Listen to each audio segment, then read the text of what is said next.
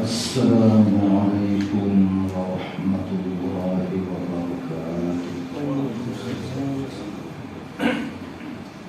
Alhamdulillahi rabbil alamin. Wassalatu wassalamu ala ashrafil anbiya'i wal mursalin wa ala alihi wa sahbihi ajma'in. Amma Alhamdulillah, pada malam ini Allah Subhanahu wa ta'ala menjadikan kita golongan mukhtarin, golongan yang dipilihnya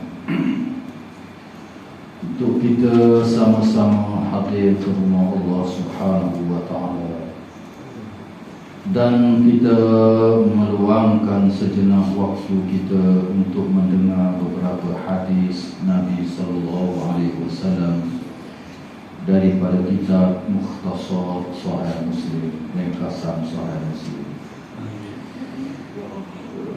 Pada malam ini muka hadis nombor 390. Kita dah baca 390 hadis dari kitab. Kita masih lagi di bawah tajuk besarnya Kitab Shalah, dan tajuk kecil pada malam ini tajuk yang ke-184, muka surat 222, 184 tu tajuk kecil, di bawah tajuk besarnya Kitab Shalah. 227. Jumpa belakang.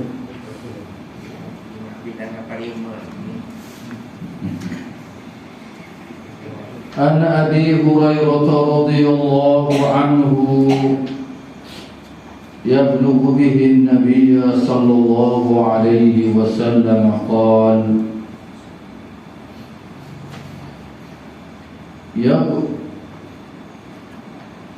ya'qidu asy-syaitanu ala qafiyati ra'si ahadikum thalatha uqad idza nama bi kulli uqdah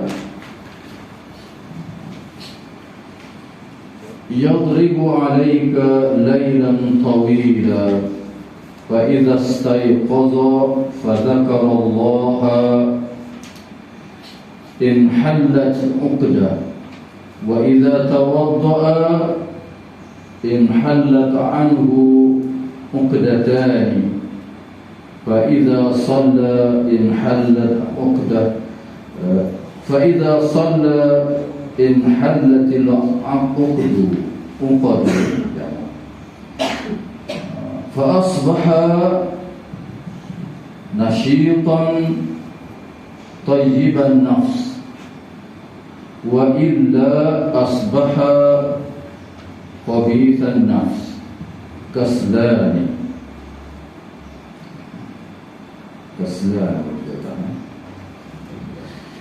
Dari Abi Hurairah radhiyallahu ta'ala anhu bahawa Nabi sallallahu alaihi wasallam pernah bersabda, apabila seseorang tidur, syaitan mengikat tengkok lehernya dengan 3 ikatan. Ada 3 tengkok, ada 3 ikatan. Di setiap ikatan tersebut, syaitan menepuk dengan mengucapkan tidurlah semalaman untuk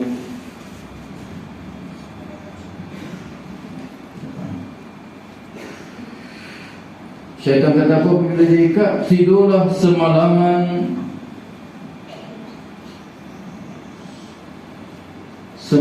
suntuk. Tidurlah sampai ke pagi, semalaman suntuk. Jika orang tersebut bangun, lalu dia menyebut Allah, dia mengingati Allah, zakarullah, dia ingat Allah Azza wa Jalla, maka lepaslah satu ikatan di tengkoknya. Ketika orang tersebut berwudu, lepaslah satu ikatan lagi.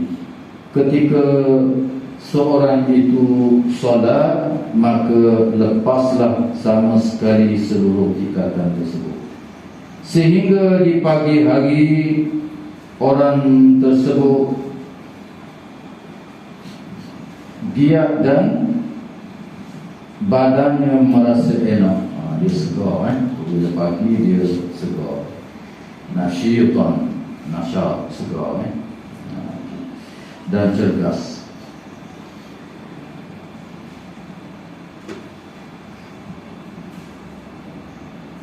Kalau tidak, maka badannya rasa tidak enak dan rasa malas, rasa kasihan, jiwanya jadi tak baik, khabithun nafs dan kasihan. Alhamdulillah, hadis yang kita baca pada malam ini, yang pertama yang kita baca pada malam ini, diriwayatkan oleh Abi Hurairah radhiyallahu taala anhu, seorang sahabat Nabi yang terkenal. Dan hadis yang kita baca ini bukan sahaja ada dalam Sahih Muslim, bahkan ada dalam Bukhari dan lain-lain riwayat. Artinya status hadis ini sangat sahih, kerana ada dalam Sahih Bukhari dan ada dalam Sahih Muslim. Hadis ini yang paling tinggi tahap kesahihannya ialah hadis yang diriwayatkan oleh Imam Bukhari dan Muslim. Selalu sesi. Yang kedua, hadis yang diriwayatkan oleh Bukhari saja. Yang ketiga, yang diriwayatkan oleh Muslim saja. Yang keempat, yang diriwayatkan oleh ulama hadis dengan syarat-syarat Imam Bukhari dan syarat-syarat Imam Muslim. Jadi hadis yang kita baca ini status kesahihannya adalah yang paling tinggi, kerana dia diriwayatkan oleh Imam Bukhari dan juga oleh Imam Muslim. Di dalam hadis yang kita baca ini, Nabi SAW sebut bahawa apabila seorang itu tidur, maka malaikat mari ikat dia di leher dia dengan 3 ikatan. Bukan ikat saja, dia tepuk pula dan dia kata tidurlah. Malaikat ke syaitan? Malaikat salah. Syaitan tepuk macam sihir lah, macam sihir, supaya kita tidur dengan enaknya sepanjang malam. Lalu Nabi SAW kata, barang siapa yang terjaga, terkejut, kemudian dia ingat pada Allah, dia berzikir kepada Allah dengan zikir-zikir yang dibaca selepas bangun daripada tidur, maka terlepaslah dia, kata para ulama, dengan satu ikatan. Ikutlah apa saja, termasuk doa bangun tidur. Apa dia doa bangun tidur? Alhamdulillahilladzi ahyana ba'dama amatana wa ilaihi nusyur. Segala puji bagi Allah yang telah membangkitkan kita daripada menghidupkan kita selepas kita dimatikan. Tidur itu sebahagian daripada mati dah. Ada orang tidur dulu tak bangun pun ada. Dah duduk tepi pun tak sedar. Dia Allah lah yang membangkitkan kita, dan kepadanya lah kita akan dikembalikan. Ataupun lain-lain yang mengingatkan kita kepada Allah Subhanahu wa ta'ala, termasuk ada adab yang bangun tidur yang kita akan baca nanti apabila sampai pada bab zikir-zikir dan doa bangun tidur. Kemudian selepas itu kita terus bangun dan kita berwudu, maka akan terlepas pula satu simpulan sihir daripada syaitan terhadap kita dengan berwudu. Dan di dalam bab wudu dulu kita telah membacanya, wudu yang sempurna, terutamanya apabila kita bangun daripada tidur, iaitu hendaklah kita berkomoh-komoh dan juga masuk air ke dalam hidung. Nabi tak tinggal terutamanya apabila kita bangun tidur yang telah kita baca dulu. Antaranya apabila kita memasukkan air ke dalam hidung, kata Nabi SAW, syaitan yang tidur di dalam lubang hidung kita itu terhembus keluar. Syaitan tidur dalam lubang hidung. Sepik nak tidur kan? Dia makhluk halus, tak dapat dilihat. Dia tidur dalam lubang hidung kita. Nyamuk dikit. Nyamuk boleh masuk. Lubang-lubang yang halus di tengah padang pun Nabi larang kita kecil. Jin boleh duduk atas tabuk kecil pun. Jangan ada lubang atau kita dah baca dulu hadis dalam bab wudu, bagaimana Nabi SAW melarang kita membuang air qadar hajat dalam lubang-lubang yang kecil. Antaranya jin-jin yang tak nampak boleh duduk. Bukan syaitan saja lah, jin-jin begitu. Sebab kalau kita kecil juga mengganggu dia kebehat situ. Jin ni makhluk halus ni sebab itu dia kacau pula kita. Tak baca bismillah, tak baca apa, tak baca doa ketika buang air. Buang pula dalam lubang. Ada makhluk halus itu, dia ganggu kita balik berkocok. Dia mau pula bawa. Habis pula dia mau pergi asal. Nah, balik tak suruh kena pergi pula 2 hari lagi. Habis lah setengah. Pasal tak ikut peraturan yang Islam ajar. Nak kecil, kena baca doa apa? Doa masuk tanda. Allahumma inni a'udzubika minal khubuthi wal khaba'ith. Wahai Tuhan, aku berlindung daripada syaitan lelaki dan syaitan perempuan. Al-khubuth, syaitan lelaki. Boleh baca dua khubuth ni mati ataupun bertu bagi lupa ni. Riwayatnya ada datang dalam bentuk dua baca. Kalau tengah padang nak baca sana, masa tanda, masa nak masuk baca doa ni. Tengah padang, masa kita nak mula buka pakaian. Antara hikmahnya ialah jin-jin makhluk halus ni dia tak dapat melihat kemaluan kita apabila kita buka pakaian kita. Dan dia tak akan ganggu kita. Itu antara hikmah. Termasuk masa tidur. Syaitan ni kadang-kadang dia tidur, disebut dalam hadis yang lain, tidur dalam lubang hidung kita. Bila kita berwudu, kita istinsyaq, masuk air ke dalam hidung ni, terkeluar syaitan-syaitan yang sedang tidur dalam lubang hidung ni. Kita bangun tu dia tak sedar lagi. Dia boleh tidur dengan kita. Bagaimana kita tahu dia tidur dengan kita? Kita dah baca hari-hari yang sebelum ini. Makan tu kena bismillah dah. Naik rumah tu bismillah dah. Baca doa-doa pula. Maka dia tak akan duduk bersama dengan kita. Dia akan menjadi khusyuk masa. Makan tak bismillah pun dia makan sekali dengan kita. Lepas tu dia jadi gemuk. Berapa orang yang ambil cara bismillah dah. Kalau kita lupa bismillah, ingat di pertengahan makan, baca dengan bismillah di awalahu wa akhirahu. Aku makan dengan nama Allah dari awal hingga akhir.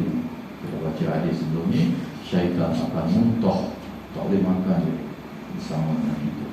Makanan yang jatuh dia makan. Sebab itu Nabi suruh ambil, kalau tak kotor tak apa, makan. Makanan mubazir. Syaitan akan makan. Termasuklah tidur kita, termasuk tidur dalam lubang hidung kita. Sehingga kita berwudu, maka dia akan keluar bersama dengan pengusang air wudu. Kemudian Nabi kata apabila dia solat pula selepas itu, maka terungkailah semua uqdah, ikatan-ikatan yang ditambah oleh syaitan di tempat seseorang hamba itu. Okey. Ada 3 peringkat lah 3 peringkat Dia semayang. nampak lama dia tak ada. Dia tambah dengan apa tu? Nabi tak ada ayat, cuma dia tambah, tapi kita tak apa. Ini termasuk dalam perkara ghaibiyat, perkara ghaib yang kita dengar sahaja. Nu'minu bihi, kita beriman dengan itu. Kita tak nampak. Nabi ayat dia ikat lah. Dia makan lah. Walaupun kita tengok nasi kita tak habis, tak luar second. Dah tulang Nabi kata makanan jin. Kalau itu tubuh atau pokok moktang tu tak luar second. Luar tu makan dia kenggur dari daging lebih Tapi itu makanan di kalangan sahabat kita, di kalangan jin. Kalau orang Islam, kalau kita tak sembelih, dia tak makan walaupun tulang. Sebab itu kita dah baca hadis sebelum ni dalam bab istinja. Nabi larang kita beristinja dengan tulang, sebab dia adalah makanan jin, makhluk saudara kita. Bila kita beristinja dengan benda najis, jin Islam tak makan. Jin Islam tak makan. Jadi sebab itu haram hukumnya kita beristinja dengan tulang. Begitu juga dengan makanan manusia. Para ulama kias, dia panggil kias aulawi, kias yang lebih utama. Makanan jin kalau kita tak nampak, tak boleh istinja. Makanan manusia lebih-lebih lagi, hendaklah dimuliakan. Buat ibadah comel tu kalau buat istinja dah kesak boleh. Tapi dia makanan tak boleh, buang-buang tak boleh. Walaupun comel hatta dalam kitab-kitab fiqh beristinja dengan binatang itu tak boleh, mengganggu dia.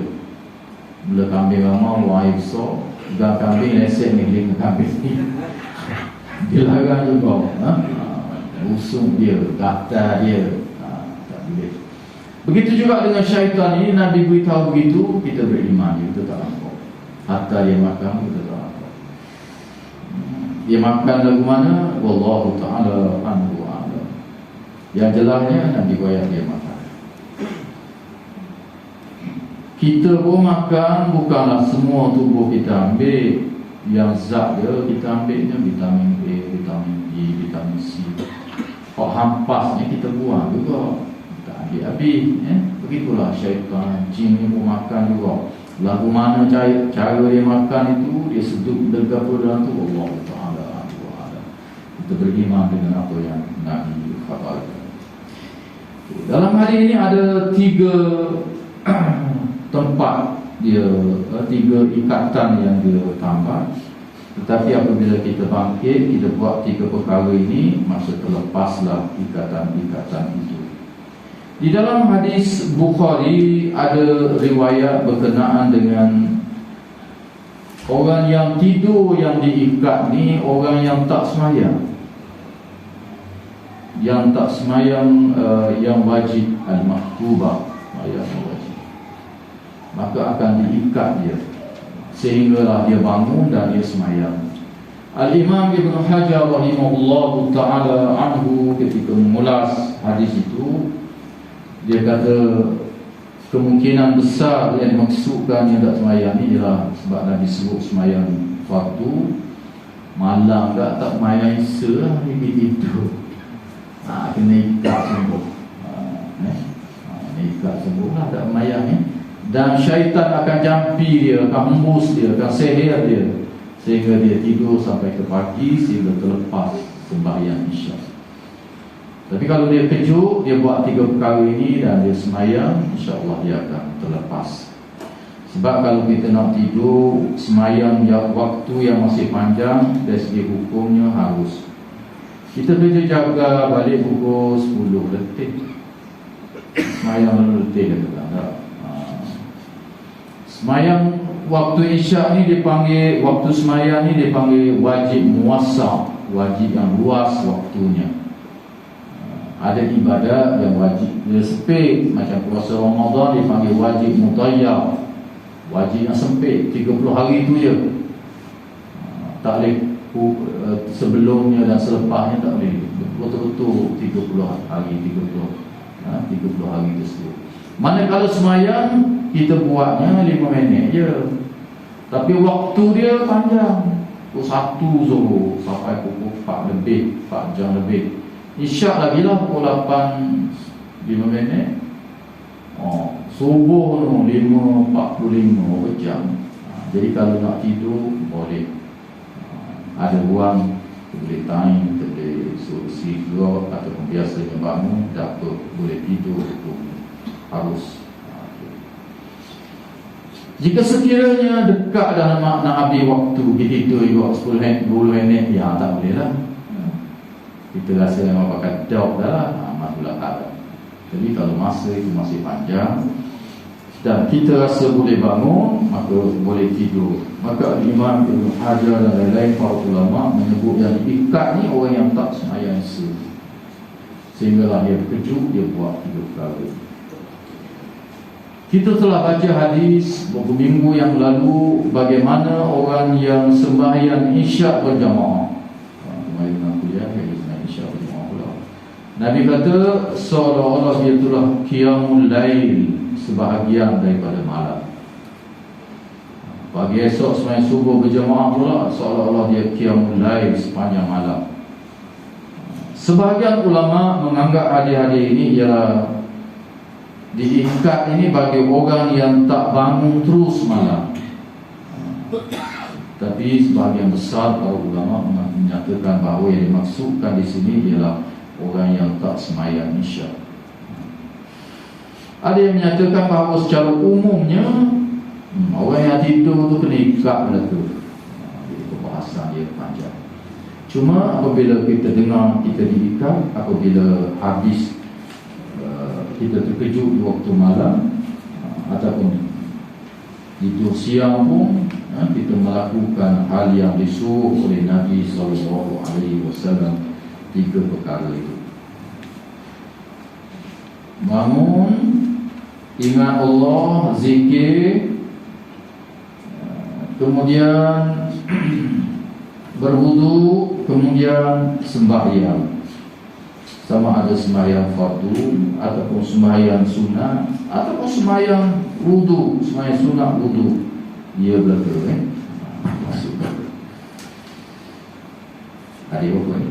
Sedikit pada juga. Bahasa satu lagi hadis 396 tiga apa ni?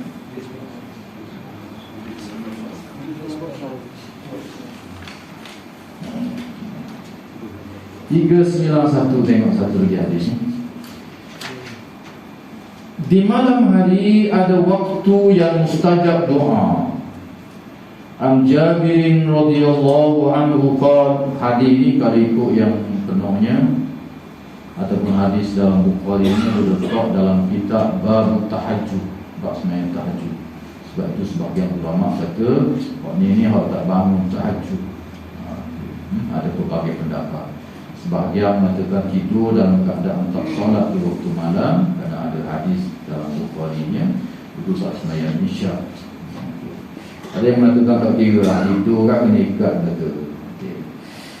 Seterusnya di malam hari ada waktu yang mustajab doa. An Jabir radhiyallahu anhu qala sami'tu an-nabiyya sallallahu alaihi wasallam yaqul inna fil laili لساعة إن في الليل لساعة لا يوافقها رجل مسلم يسأل الله خيرا من أمر الدنيا والآخرة إلا أعطاه إياه وذلك كل ليلة. Dari Jabir radhiyallahu ta'ala anhu, dia berkata, saya pernah mendengar Nabi SAW bersabda, sesungguhnya di malam hari itu ada suatu saat, kata Nabi. La sa'ah, ada satu saat, ada satu waktu, ada suatu detik. Apabila seseorang Muslim tepat pada saat itu, dia memohon kebaikan kepada Allah dalam urusan dunia dan akhirat, nescaya Allah akan memberinya Demikian itu ada di dalam setiap malam, kata Nabi. Wadzalika, dan demikian itu ada setiap malam, kata Nabi. Dalam hadis yang kedua yang kita baca pada malam ini, suatu berita gembira yang diberikan oleh Nabi SAW, di mana pada di setiap malam ada suatu waktu yang mustajab doa.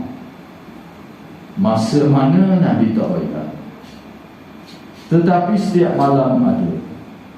Nabi sebut dengan terang dalam hadis ini.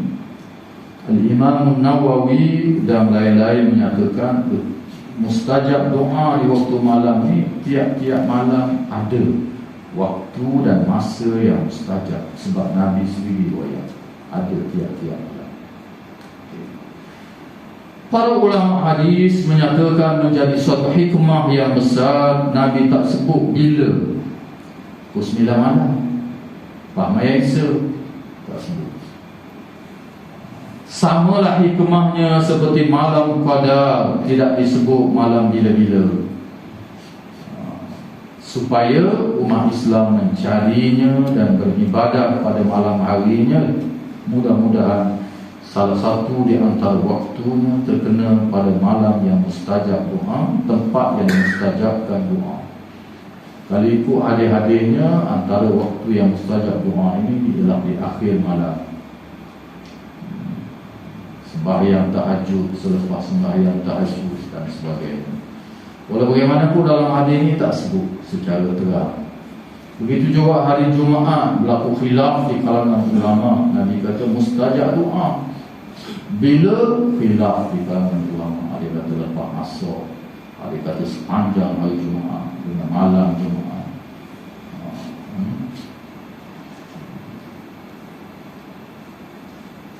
Dan sebagainya, banyak nanti kita akan bertemu pada empatnya, insya-Allah.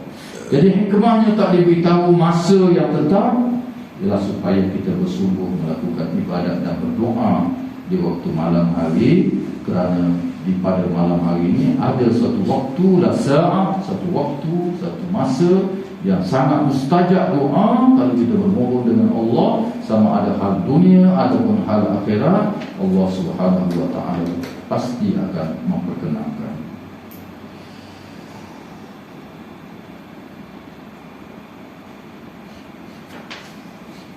Kita baca buah hadis malam ini.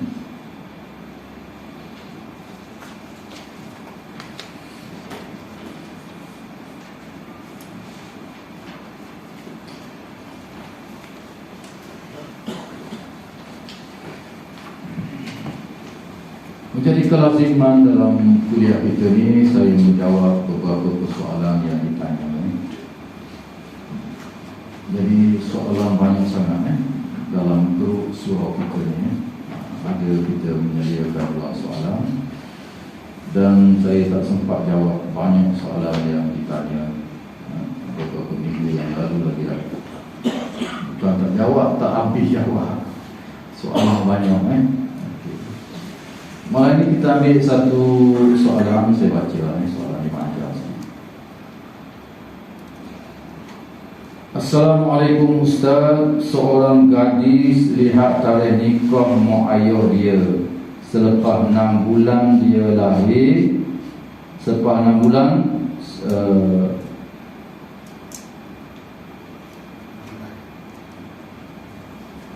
Selepas 6 bulan dia lahir, tapi pada surat beranak dibintikan dengan ayah dia. Macam mana ni Ustaz? Dia tengok tarikh lahir dia dengan tarikh surat nikah mak dia tu, dia lahir sebelum 6 bulan mak dia nikah dengan ayah dia. Jadi macam mana Ustaz? Perlukah gadis itu dibatalkan binti itu kat pejabat pendaftaran atau pejabat agama? Wali nikah dia pula macam mana? Sedangkan dia memang anak tak sah taraf, lahir 6 bulan sebelum 6 bulan ayah mak dia kahwin 3 bulan kahwin beranak dah, 4 bulan kahwin beranak dah. Atau bagaimana jika dia diam je untuk menuntut aib mak ayah dia? Cantik soalan.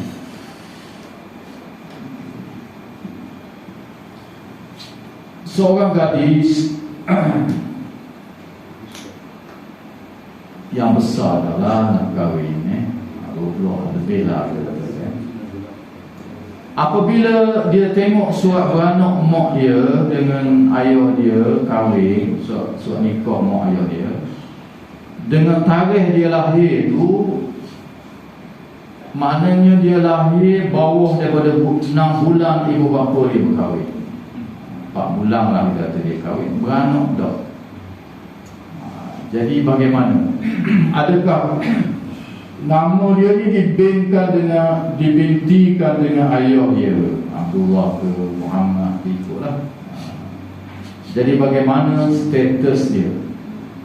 Anak buah nikah ke? Anak kahwin ke dia, ayah boleh jadi wali ke tidak? Bahkan lebih jauh lagi pusaka dan sebagainya. Nanti tuan ni. Sebelum daripada ini pun ada beberapa orang sudah tanya isu yang sama ini.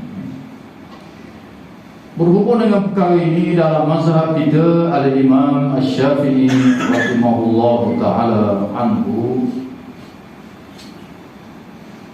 seseorang anak ini lahir dan boleh dinisbahkan kepada ayah dia, mestilah anak itu lahir selepas 6 bulan daripada tarikh perkahwinan ibu bapa. Sebab anak ni boleh hidup mesti berada 6 bulan dalam kandungan. 6 bulan. Bawah pada 6 bulan tak hidup. 7 bulan boleh hidup. 6 bulan lebih sikit boleh hidup. Okey.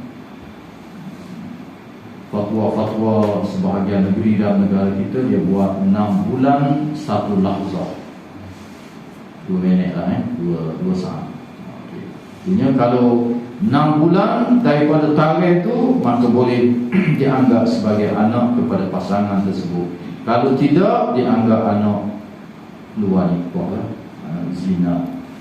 Mana 4 bulan lah hidup, dah kahwin baru 4 bulan ataupun 3 bulan, maka anak tu sebelum kahwin tu romoh dah, maka dia dianggap sebagai anak yang tidak boleh dinisbahkan kepada ayah dia.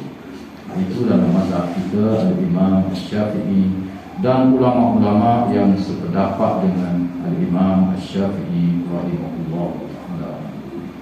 Kita bertaklid itu betul. Saya sebut dari segi hukum tu manakala mazhab Al-Imam mazhab Hanafi, dalam mazhab Hanafi boleh dinisbahkan kepada ibu bapa, boleh dinisbahkan kepada ayah, suami kepada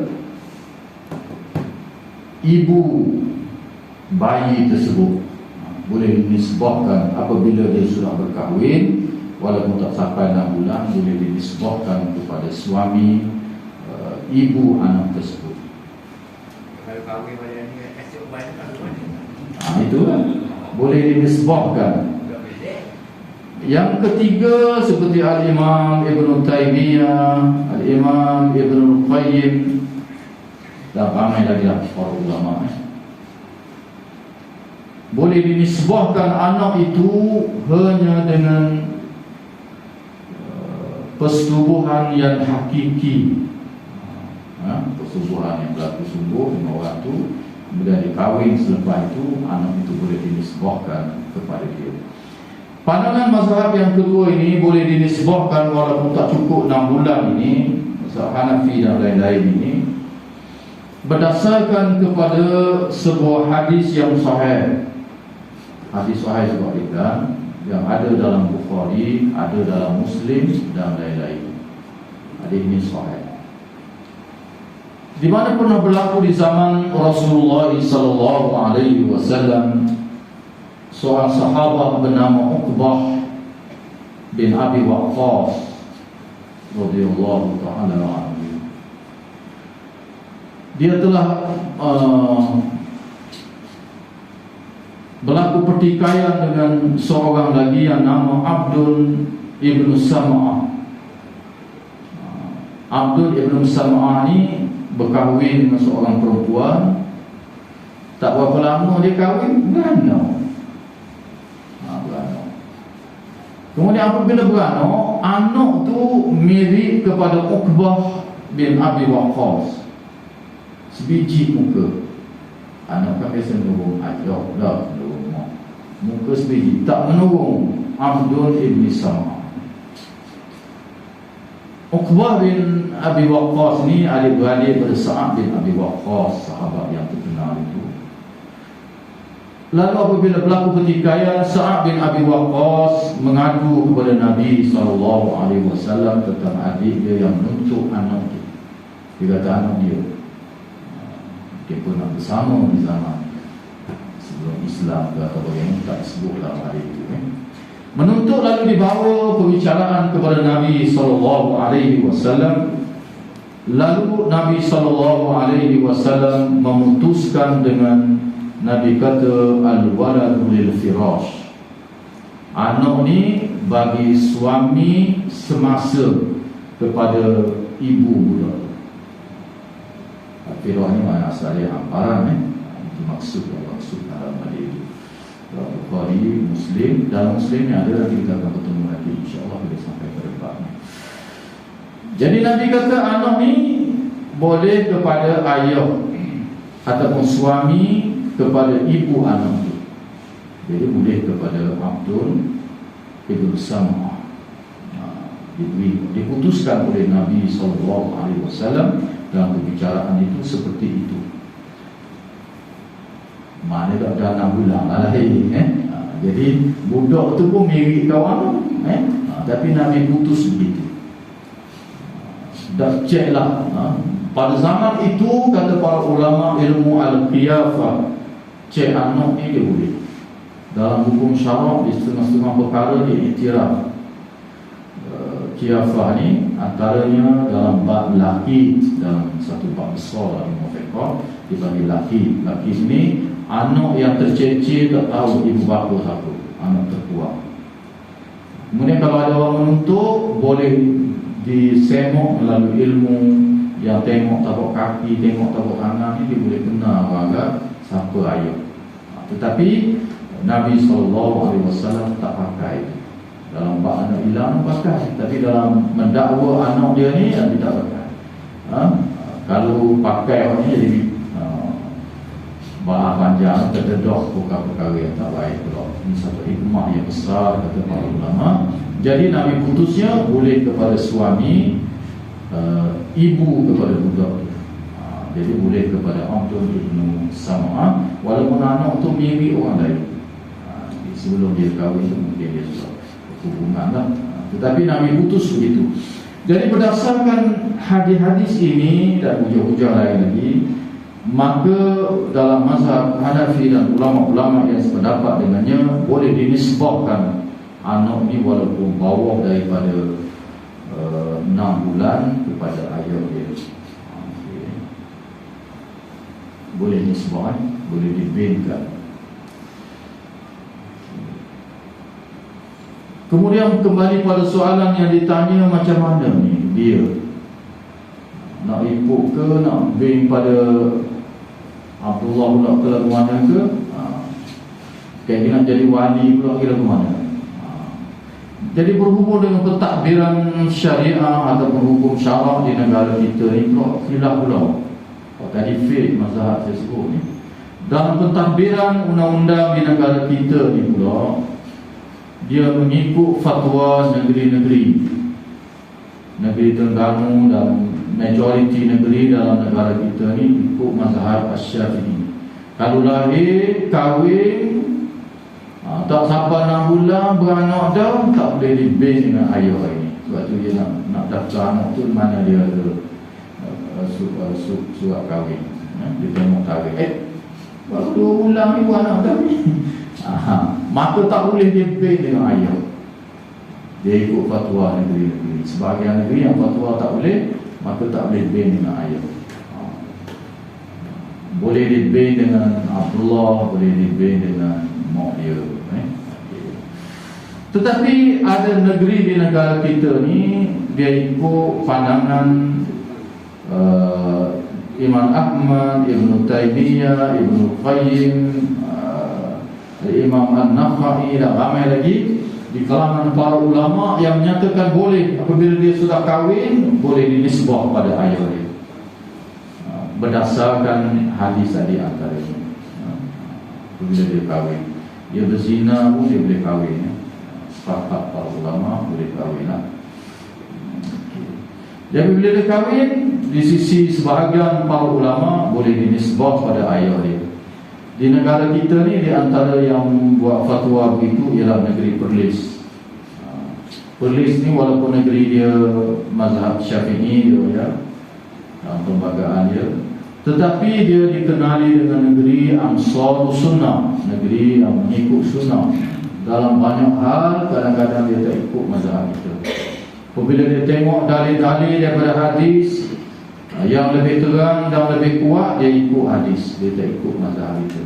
Dalam banyak fatwa-fatwa dia, antaranya dalam isu ini, dalam isu anak. Jadi kalau lahir di Perlis, 3 bulan kahwin beranak boleh diberi. Jadi pejabat pendaftaran ni dia ikut fatwa negeri-negeri. Dalam negara kita ni kuasa memberi fatwa ni ialah negeri-negeri. Negeri Terengganu dia ada majlis fatwa dia sendiri, Pahang ada majlis fatwa dia sendiri. Dan kalau kita baca majlis fatwa ni, keputusan dia kadang-kadang tak sama antara satu negeri dengan satu negeri, menyebabkan hukum dan undang-undang ni berbeza antara satu negeri dengan satu negeri. Banyak hal lah. Termasuk di antaranya isu yang ditanya pada malam ni. Orang beranak bawah pada 6 bulan kahwin, beranak dah boleh tak nisbah pada ayah. Kalau duduk di Perlis boleh, duduk di Terengganu tak boleh. Kalau kita lagi boleh boleh. Boleh. Nak beranak gini no. Persoalan yang timbul ialah hak kahwin lama dah. Hak kahwin 20 tahun lebih. Pada masa itu pendaftaran negara ni tak kuat kuasa lagi benda. Jadi lagu mana? Dia bin dengan ayah juga. Dengan anak yang lahir 3 bulan kahwin ni, dia bin dengan ayah. Apabila anak ni nak kahwin, dia tengok 3 bulan baru ni anak tu ni. Dah kahwin 1 hari bulan 1. Dah tahun berapa? Ikutlah tahun 99, 1999. Berlalu tahun 2022, anak nak kahwin, tengok dia beranak 3 hari bulan 3 tahun 1999. Baru 3 tahun, baru 3 bulan dia beranak dah dia. Tapi dibinkan dengan ayah. Undang-undang dulu boleh. Dan ni tak boleh lah. Jadi kalau berlaku demikian, bagaimana kita nak buat? Kena ditukar nama di pejabat pendaftaran ke, ikut jabat agama ke, lagu mana? Itu soalan dia lain.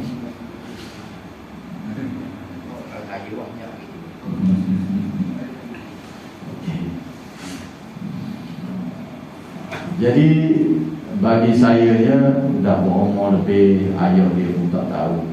Ayah dia tahu mungkin dah, tapi buat tak tahu itulah dah lama dah. Ayah pun tak sedar kita tahu. Tak payah tukar lah. Sebab benda ini termasuk dalam perkara yang khilaf, yang tidak ada dalil yang terang, yang bertaraf qat'iyah tu dilalah, pendalilan yang pasti, yang tak boleh nak ditafsirkan dengan makna-makna yang lain. Tapi dia termasuk dalam istilah benda yang ada pertikaian, dipanggil zanni dilalah, pendalilan dia di atas sangkaan. Apatah lagi antara hujah-hujah ulama yang membenarkan ini ialah kerana jangka panjang tadi, untuk menjaga kemaslahatan budak itu dan juga dari segi aib ibu bapa budak itu di masa yang akan datang, hubungan anak dengan ayahnya pada masa yang akan datang. Macam tadi lah, Kalau dia pergi koyak tu cabat pendaftaran tukar nama, ayah dia pun kejut mak dia. Baru dia dulu bomo dulu baru kahwin. Orang dah kata terbilang. Jadi malu ibu bapa pula. Ibu bapa pun haji Datuk haji bagi sebab bagi jumpa apa. Kecoh pula dalam masyarakat. Aib dah ibu bapa. Aib lah. Hubungan anak dengan ayah tu mana? Anak sendiri mungkin tak menghormati ibu bapa, tak rasa tak ada hormat pula terhadap ayah dia sebab melakukan perzinaan sebelum perkahwinan. Dan banyaklah perkara yang akan berlaku selepas itu. Di antara nak jadi wali. Kalau ayah itu tak jadi wali, mazhab kita.